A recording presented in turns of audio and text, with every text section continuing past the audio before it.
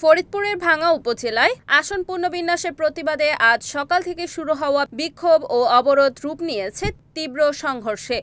থানা, উপজেলা পরিষদ ও সরকারি বেসরকারি যানবাহনে হামলা ভাঙচুরের ঘটনায় পুরো এলাকা এখন উত্তপ্ত। সকাল থেকেই ভাঙ্গা বাজার, আলগী ও হামিরদির বিভিন্ন পয়েন্টে হাজারো মানুষ জড়ো হয়ে অবরোধ গড়ে তোলে। ঢাকা-খুলনা মহাসড়ক এবং রেলপথ বন্ধ হয়ে যায়। ঘণ্টার পর ঘণ্টা ট্রেনে আটকে থাকা যাত্রীরা শেষে নেমে হেঁটে গন্তব্যে যেতে বাধ্য হন। অবরোধ চলাকালে বিক্ষুব্ধ জনতা ভাঙ্গা উপজেলা পরিষদ, থানা এবং পুলিশের গাড়ি ভাঙচুর করে। এমনকি কয়েকটি স্থানে অগ্নিসংযোগের ঘটনাও ঘটে। পুলিশ পরিস্থিতি নিয়ন্ত্রণে গেলে সংঘর্ষ ছড়িয়ে পড়ে। এক পর্যায়ে কয়েকজন পুলিশ সদস্য আশ্রয় নেন স্থানীয় মসজিদ ও মাদ্রাসায়। আন্দোলনকারীদের অভিযোগ, আসন পুনর্বিন্যাসের গ্যাজেটের মাধ্যমে ভাঙ্গাকে খণ্ডিত করার ষড়যন্ত্র চলছে। দাবি না মানা পর্যন্ত আন্দোলন চলবে বলে ঘোষণা দিয়েছেন তারা। দীর্ঘ অবরোধ জনজীবন বিপর্যস্ত হয়ে পড়েছে। প্রশাসন বলছে, দ্রুত পরিস্থিতি স্বাভাবিক করতে সব ধরনের চেষ্টা চলছে।